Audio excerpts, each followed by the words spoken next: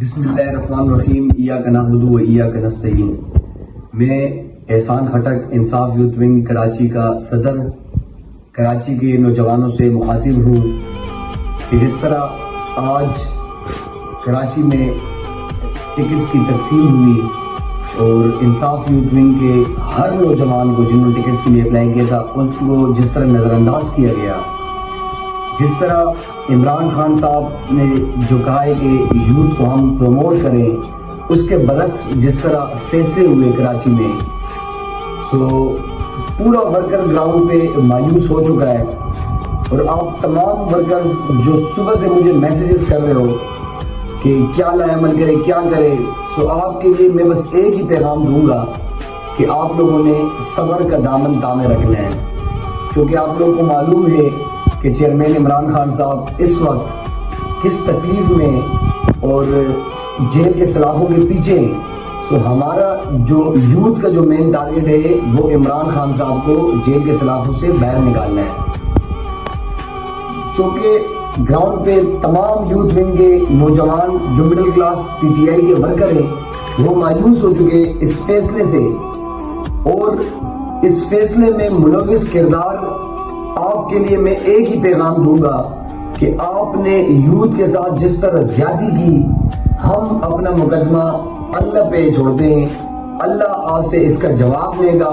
آپ نے جس طرح کراچی کے ساتھ زیادتی کی، آپ نے جس طرح اس کراچی کے پی ٹی آئی کے نوجوان کے ساتھ زیادتی کی، آپ نے جس طرح پاکستان تحریک انصاف کے مڈل کلاس ورکر کے ساتھ زیادتی کی، ہم اپنا مقدمہ اللہ پہ چھوڑتے ہیں، اور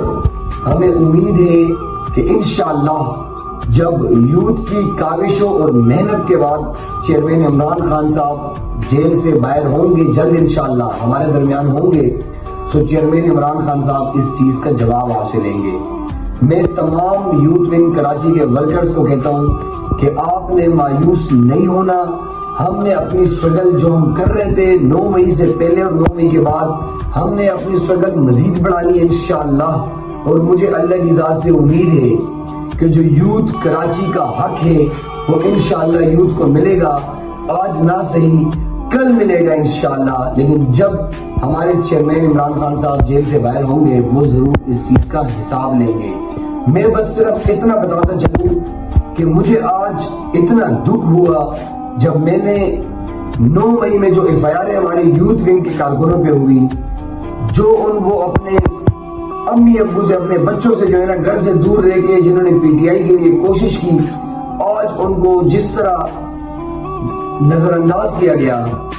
سو بہت کچھ ہے دل میں، لیکن میں نہیں کہنا چاہتا ہوں، بس میں جسٹ یہ کہتا ہوں کہ جو یوتھ کا مقدمہ ہے